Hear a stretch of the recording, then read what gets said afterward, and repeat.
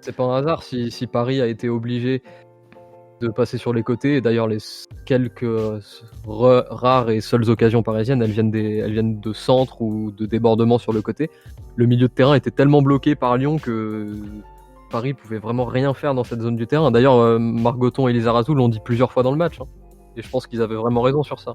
Le match, tu le gagnes au milieu, je suis d'accord avec toi, mais il y a un autre point très intéressant, je pense, c'est que le bloc était très très solidaire, et je pense que la première défense, c'est l'attaque, et j'ai beaucoup aimé le repli de Kadewere, de Toko Ekambi, de Paille.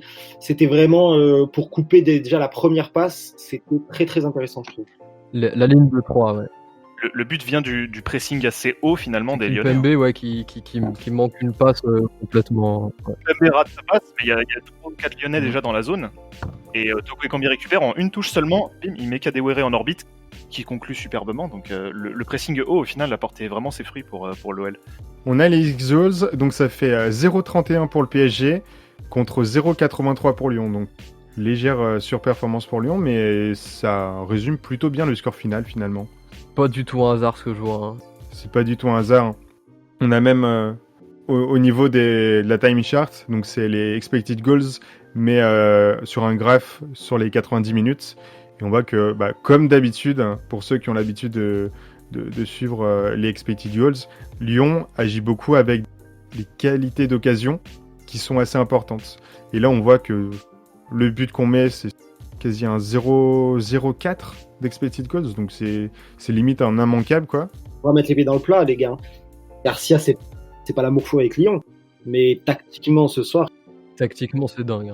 Tactiquement, il lui donne une leçon, et plus généralement, alors moi, je regarde pas tous les matchs de Lyon, mais ça fait quand même quelques semaines que j'ai l'impression que il y a beaucoup moins de choses à lui reprocher, et puis ce soir, c'est une leçon. Ça fait un mois que vraiment on est très très fort, et même, enfin, là on parlait tout à l'heure du marquage individuel Paqueta-Verratti, mais c'est qu'un seul point de la tactique qui a complètement fonctionné ce soir. Mais Garcia, il fait un taf depuis quelques temps, où vraiment ça fait longtemps qu'on n'a pas vu Lyon jouer comme ça. On a eu 3 ans et demi de Genesio et 1 an de Garcia où honnêtement, voilà. Mais là, qu'est-ce qu'on peut dire ? C'est aussi pour ça qu'on se demande depuis combien de temps on n'avait pas vu Paris faire autant d'approximations techniques, autant d'erreurs, autant de déchets. Je pense il faut les forcer à les faire. Et ce soir, Lyon l'a fait très très correctement, et ça s'explique aussi par là, quoi. Ouais, mais tout à fait. C'est vrai qu'il y a une grosse amélioration dernièrement. On espère que ça va continuer. Et puis, on peut continuer la stat dont on parle depuis déjà 2 semaines. Là, c'est 22 points sur les 24 derniers possibles. C'est monstrueux. C'est 7 victoires, un nul, quoi. C'est presque sans faute. Paqueta qui a très bien bloqué Verratti. Il y avait clairement un marquage individuel. Tout le début du match, il a harcelé Verratti toute la première mi-temps. C'est monstrueux, le taf qui a été fait de ce côté-là par Paqueta. Le nombre de passes vers l'avant encore ce soir, Paqueta, moi c'est quelque chose qui me plaît beaucoup quand je regarde ces matchs, c'est que c'est un joueur qui joue vers l'avant, quoi. C'est très très beau de passes en retrait. C'est pas des passes faciles sur le défenseur. C'est très intelligent. On en parlait la semaine dernière déjà avec toi dans le chat à l'époque, et puis enfin là ce soir encore j'en ai vu une. Alors je sais plus du tout quand c'était, et je suis pas sûr que ça mène à une occasion derrière, parce que je crois qu'il y a eu un mauvais contrôle ou qu'on a dû perdre le ballon, mais il y en a une visionnaire, c'est-à-dire que il a cassé tout le PSG. Ça mène à rien derrière, encore une fois, mais genre j'étais en mode mais ça fait trop du bien de voir ce genre de passe, quoi. C'est fini les passes latérales nulles. Le U, mort au U. Mort au U. Je suis bien d'accord.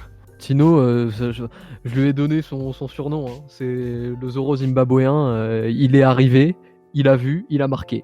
Tino nous a fait une Tino.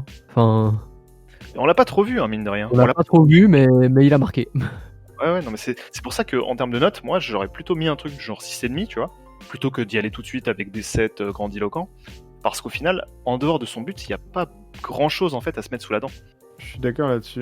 Je pense que c'est un peu comme on disait pendant les derniers matchs, c'est en mode, à chaque fois, genre il a une occasion de faire la diff, et du coup, s'il la marque, bah, ça sauve son match. Et s'il le marque pas de chance. Et il fait un match correct, moyen, quoi. Là, il a marqué dans un gros match. C'est le seul but des 90 minutes. Super prestation. Alors qu'en fait, c'est juste un duel qu'il a gagné. Alors certes, c'est un duel super important.